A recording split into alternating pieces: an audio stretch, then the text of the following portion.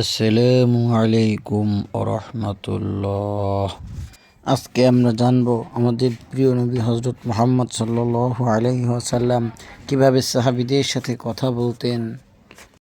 আয়েশা রাদিয়াল্লাহু তাআলা আনহুতে বর্ণিত, তিনি বলেন, রাসূলুল্লাহ সাল্লাল্লাহু আলাইহি ওয়াসাল্লাম তোমাদের ন্যায় চটপটে তাড়াতাড়ি কথা বলতেন না, বরং তিনি প্রতিটি কথা সুস্পষ্ট করে বলতেন, যাতে তার শ্রোতারা খুব সহজেই তার হৃদয়ঙ্গম করতে পারে।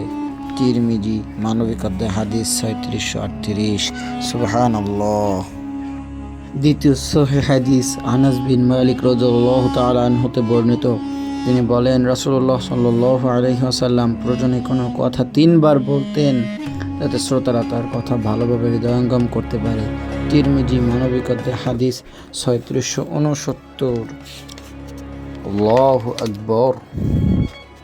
রাসূলুল্লাহ সাল্লাল্লাহু আলাইহি ওয়াসাল্লাম যা বলতেন তাই তার উম্মতের জন্য ফরজ হয়ে যেত, তাই তিনি সম্পূর্ণভাবে সুস্পষ্টভাবে সাহাবীদের বলতেন, যাতে সাহাবীরা খুব সহজেই বুঝতে পারে।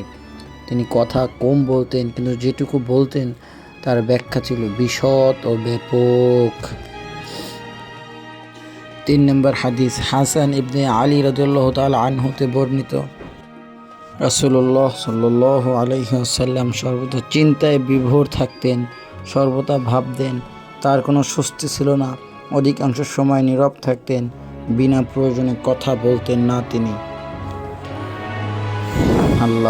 তিনি তার উম্মতের জন্য সর্বদা ভাবতেন, কেননা তিনি জানতেন ভবিষ্যতে তার উম্মতের কী অবস্থা হবে, তার উম্মতরা কীভাবে জাহান্নাম ও জান্নাত উভয় লাভ করবে।